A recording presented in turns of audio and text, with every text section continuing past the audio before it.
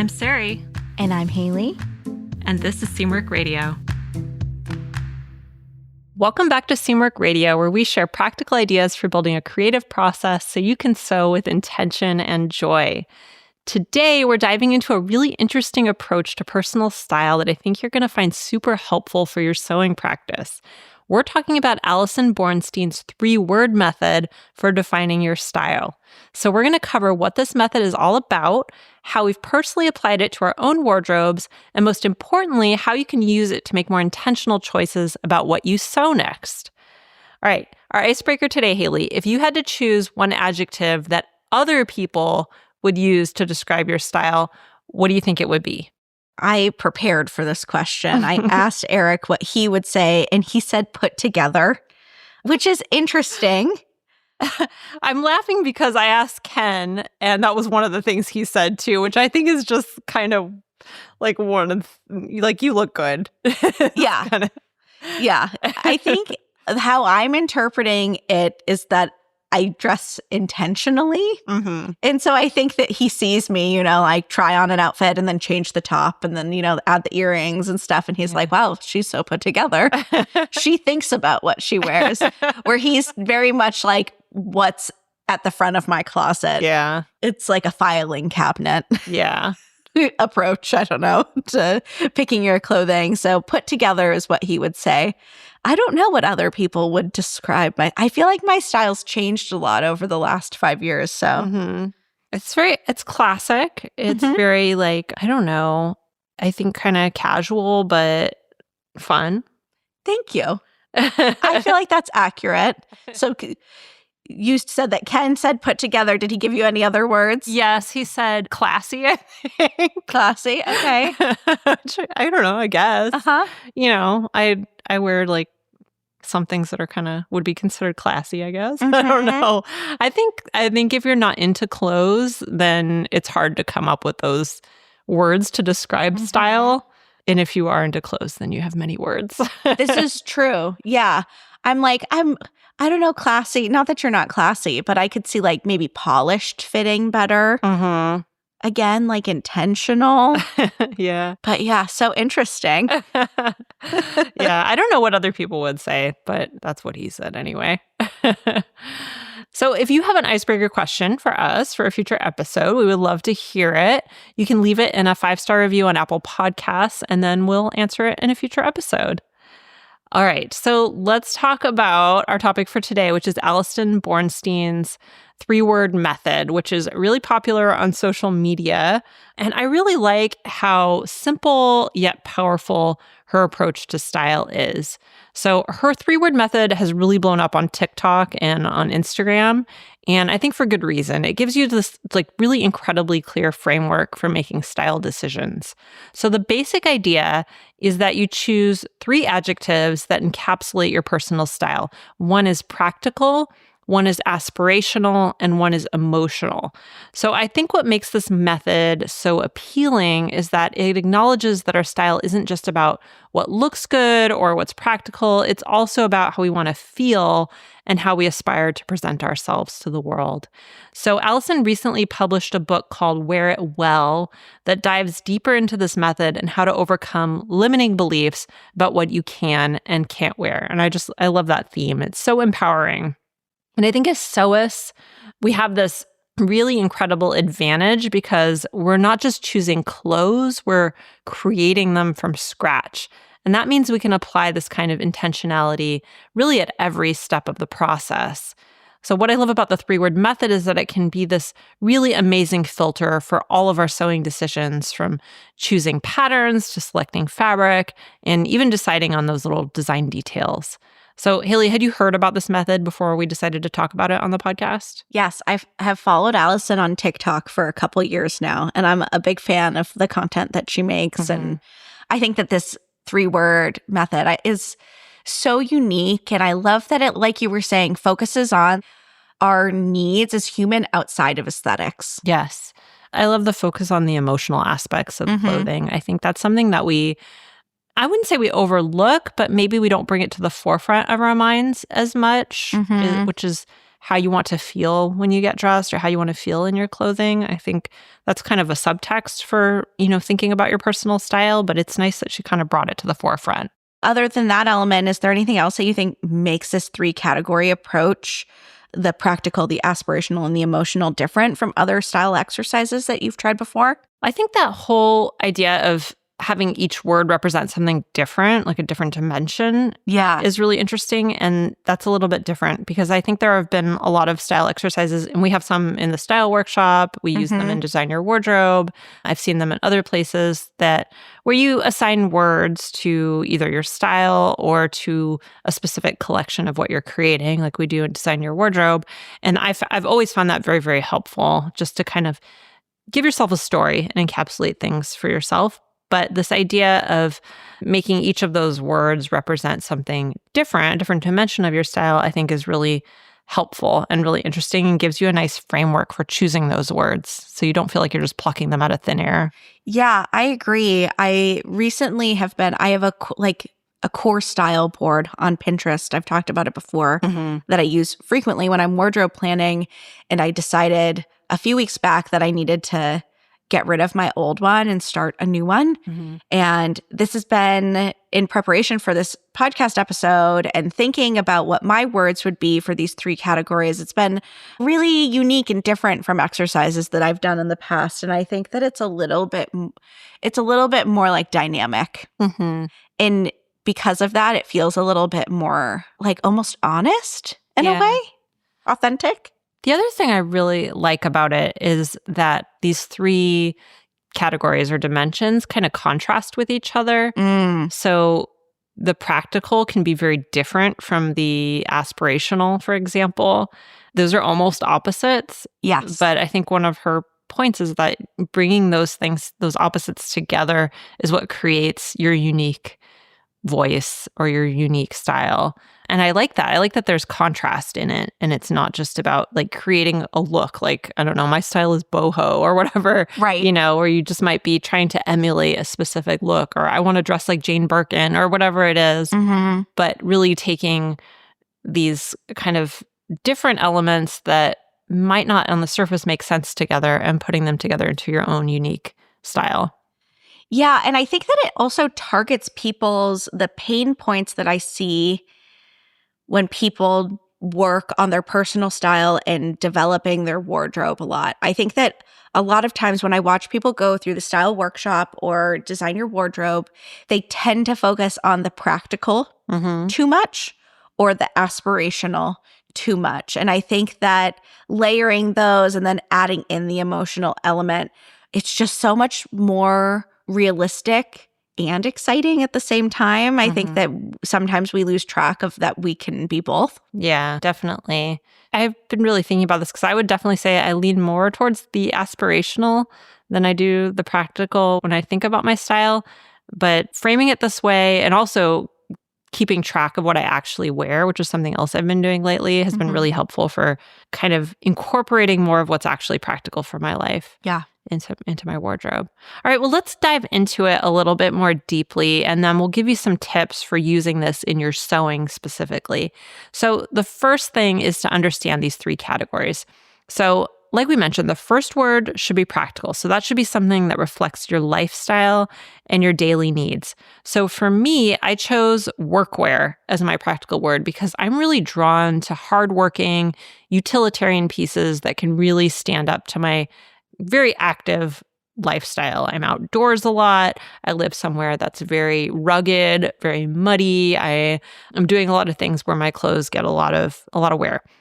So that's something that's really important to me. But I also like kind of vintage workwear, things like old work jackets and utilitarian pants and things like that have literally been around for 100 years or more and haven't really changed. I'm really drawn to those things. So those are things that I like both style-wise and that make a lot of sense for my lifestyle. So think about what you actually do in your clothes.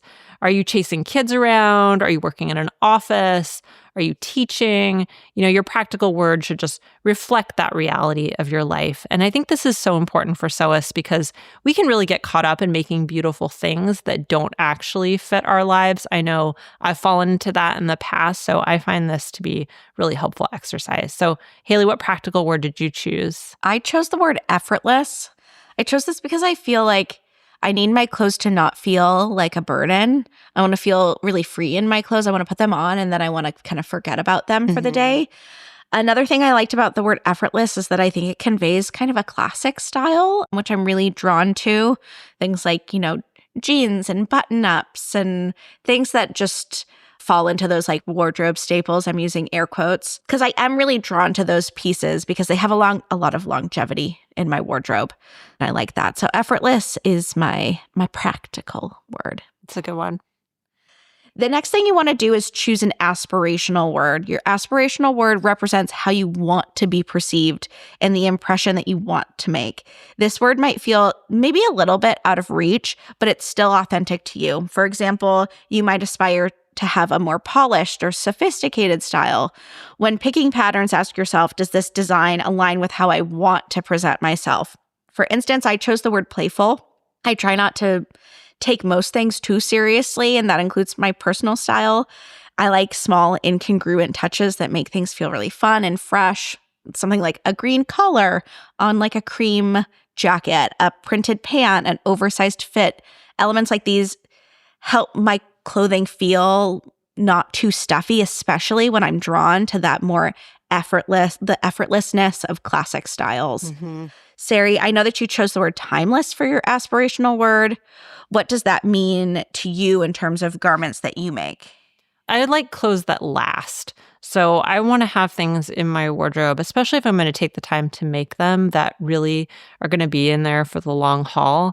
So things that just have a very timeless, almost vintage kind of vibe to them. So I chose the word timeless carefully because I love the word classic. That's another one you could use, but I think that can go in so many different directions. And what I love about timeless is it has sort of a heritage vibe to it, like something that could have been made 100 years ago and still look as beautiful today as it did back then. That's kind of what I'm going for. Things that last. So the next one is your emotional words. That's the third one. And your emotional word is all about how you want to feel in your clothes. So I chose moody because I'm really drawn to rich, dramatic elements that have some depth and some intrigue to them. So I don't mean that I walk around like in a bad mood, like moody in that way. It's more about having clothes that have character that evokes a certain feeling. So a little bit of mystery, a little bit of romance, and even a little bit of magic in my daily life. I almost went with romantic, but I don't know, that felt a little bit too frilly to me. And I like a little frill, but I really wanted a word that conveyed some depth to it. So moody just felt right to me. So think about how different garments make you feel when you wear them. Do you feel powerful? Do you feel playful? Do you feel cozy? So this emotional component is important because ultimately we want to feel good in what we wear. And I think different people feel their best in different sorts of moods. And so what's the mood you want to create for yourself? So what's your emotional word, Haley? So the emotional word that I chose is warm or warmth. Originally, I was kind of thinking of cozy, but that wasn't quite what it was. I chose warmth for like the coziness that it conveys, but it feels like a little bit more open-ended. I got very poetic when I was thinking about this. I was just having a giggle about it, actually. I want to be perceived and perceive myself as like a fresh cup of coffee, a warm hug, like sitting in the sunshine, like a freshly made bed. All of these things feel cozy, but they also have an emotional element to them beyond coziness. And warm embodies that like comfort that I want to feel and I want to be. Yeah. So that's the word I chose. That's a good one. I like that. I'm drawn to warm colors, so that's what it made me think of. I like to wear, mostly I love blue also, but I also really love warm colors. Yeah, I was thinking of that because I wear a mix of warm and cool colors and about how that could like really convey that color palette, which is not necessarily what I'm going for, but I'm okay with that. Yeah. I'm okay with that. And I think that brings up a good point that these words what's most important to them is that they have a strong meaning to you, even if that's maybe slightly different than what they might mean to someone else. Yeah, exactly. Exactly. The next idea is to use it as a seasonal theme. So one thing that I love about this method is that it doesn't have to be permanent. Try using 3 words as a theme for just one season of sewing. This works perfectly with our Design Your Wardrobe program where you plan a collection for an upcoming season and then you give it a name. It's like a little style experiment that you can see what works and adjust, as you need. For example, if relaxed is one of your words, maybe your summer collection focuses on flowy linen garments with easy silhouettes. Sari, have you ever consistently themed a season around specific style words? Yeah, every time I do Design Your Wardrobe, which I do every season, I create those style words around whatever the collection is that I've made. So I do this every time, but I've never used this 3-word method specifically for that. And I think it would be really, really helpful because, again, it gives you that framework for thinking about it. And also, the emotional part of it, I feel like that can change with the seasons. Yeah. And so it would be kind of fun to maybe keep 2 of the words the same, but then rotate that emotional word depending on the season. I think that could be really fun and go for some maybe lighter feelings in the spring and summer and maybe some deeper feelings in the fall and winter, a little bit cozier. I don't know. I think that could be an interesting way to do it too. Yeah, I think that when I was going through this exercise, there was some words that were kind of like top contenders. It could be a fun way to kind of experiment with which one is like a really good fit for you. Yeah. By trying a few that are maybe similar but not quite the same. All right. Well, the next step is to create a visual reference. So once you have your 3 words, you can create a mood board that visually represents them. I think this is great for, Haley and I were just talking about how these words can maybe mean different things to different people. And I feel like creating that visual reference, creating the mood board lets you define it for yourself a little bit more and what it actually means to you in concrete terms. So you can include fabric swatches, you can include pattern ideas, color palettes, inspiration images, whatever kind of represents those words to you. So when I think about my words, which were workwear, timeless, and moody, I imagine sturdy fabrics like denim and canvas, some classic silhouettes, and some deeper, richer colors mixed in. So seeing all of these elements together helps you to identify patterns and connections. And the visual reference becomes really helpful and really useful when you're shopping for fabric or when you're shopping for patterns, because you can ask yourself, does this fit my board? And you have kind of a visual picture in your mind of what that might look like and how it might fit in. How do you use visual references in your own sewing planning, Haley? Well, like I mentioned, I'm a big fan of having a core style board, and mine I'm rebuilding right now. And this is always my starting off point every season when I work on my sewing plans. I usually will pick a handful of images from that board that I really want to focus on or really feel core to what I'm trying to convey that particular season. And then from there, I have a bunch of other Pinterest boards with cool design details or fabrics or silhouettes. And I start sprinkling those in, and they kind of orbit around those core images. That's my method for mood boarding that I start with every season. Another thing that I really like to do every time I refresh my core style board is I make a physical mood board that I hang in my space. And I find that really helpful for keeping my vision front of mind when I'm planning my wardrobe, because I do like using things like Design Your Wardrobe and I use wardrobe planning tools, but also I just fly by the seat of my pants sometimes and make what I want.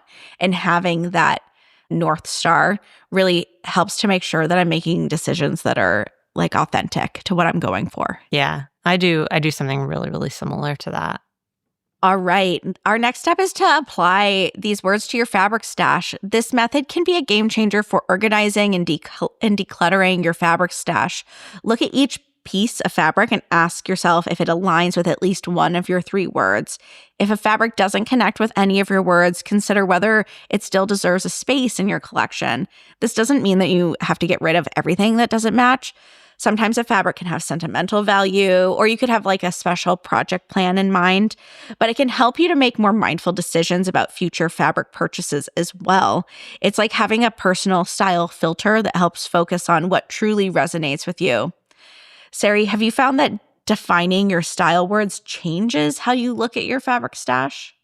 Yeah, I think it really does. I haven't really done a big clean out in a while, but I was thinking about this in terms of my last sewing planning session that I did for spring. And I was really deciding between a couple different fabrics for one of my projects. And when I saw one of them, once it arrived in the mail, I ordered it from Mood. I realized that it just fit my style so perfectly. It was like exactly a representation of my style words. And so that was the one I chose to use. So it does help me to kind of make those choices and filter the fabrics that I used for sure. All right, our next tip is to refine your pattern selection based on these words. So when you're browsing patterns, you can also run those through your 3-word filter. So for example, with my workwear word, I'm really drawn to patterns that have functional pockets, sturdy construction, really practical details, things that can be made in denim very easily, things like that.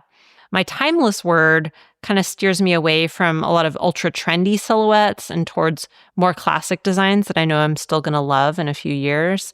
And my moody word might influence me to choose patterns that maybe have an interesting drape or some unique structural elements to them. So it doesn't mean that you'll never sew anything outside of those 3 words, but it helps to create cohesion in your wardrobe and it just gives you that filter.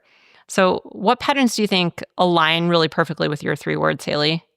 I think that the base of everything comes back to that effortlessness. So I'm really drawn to classic things that have like a little bit of ease to them. I was thinking of like the Roan shirt. It's like a classic button-up shirt, but it has those really like big, huge patch pockets that are kind of playful and fun. I think that's a great one. I also think of Parker, which is a workwear jacket. I think it has that effortlessness, but also has a lot of opportunity for like fun top stitching and little like secret fun moments. Those are some of the 2 that come to mind from our catalog, like just off the top of my head. What about you?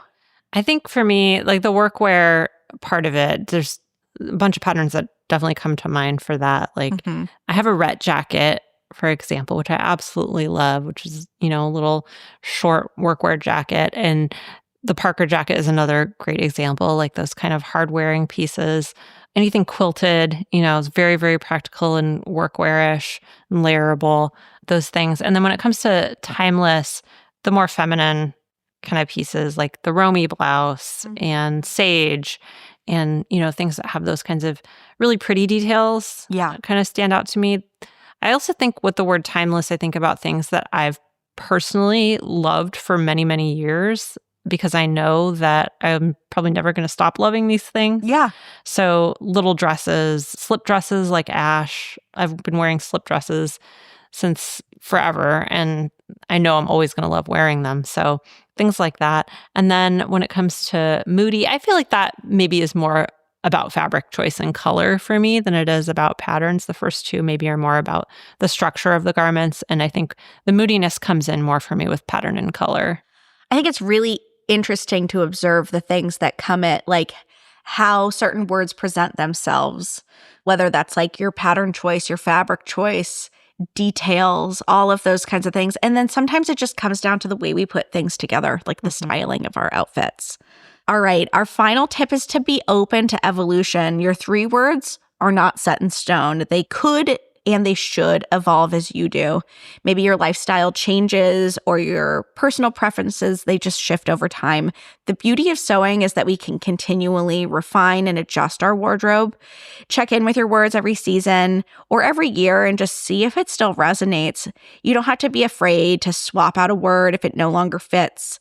Style is a journey and it's not a destination, and it's supposed to grow with you.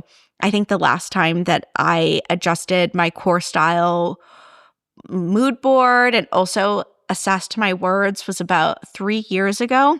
And there hasn't been like a really big shift But I feel like it's just small pivots. For instance, before I used the word laid back, and I've swapped that out for effortless. And these might feel kind of like splitting hairs, like, Haley, what is the difference between those two words?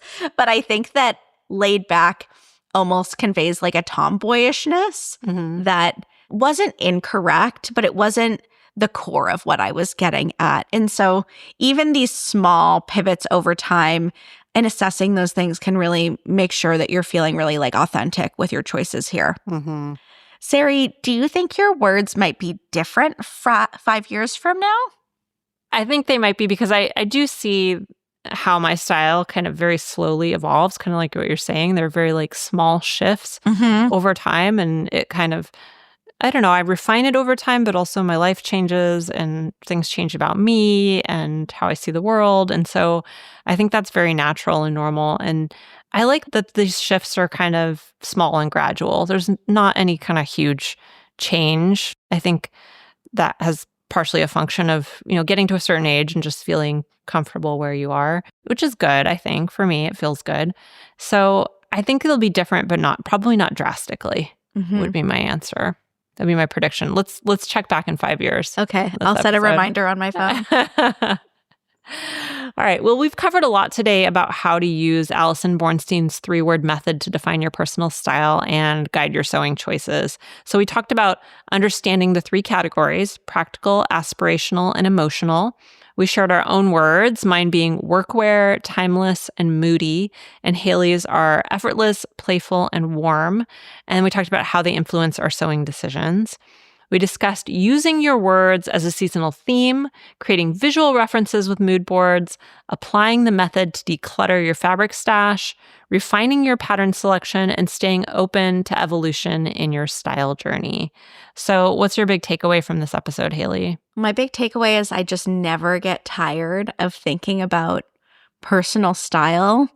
I think it's such like an interesting lens in which we view ourselves and not just our aesthetics, but like our perspective of the world and the things that we find worthwhile and beautiful and exciting. And I just think it's just like a really rich topic to enjoy, and I love diving into it. And I love watching how it evolves in myself and in others over time. For me, there are 2 things that came to mind for me that I took away from this episode. The first one is that I feel like the reason that this is helpful to me in particular, and the reason I think it's really valuable to do things like this, is because we're so inundated with messages telling us, oh, you have to try this, you have to do this, you have to look this way, here's the latest trend, here's like the new thing.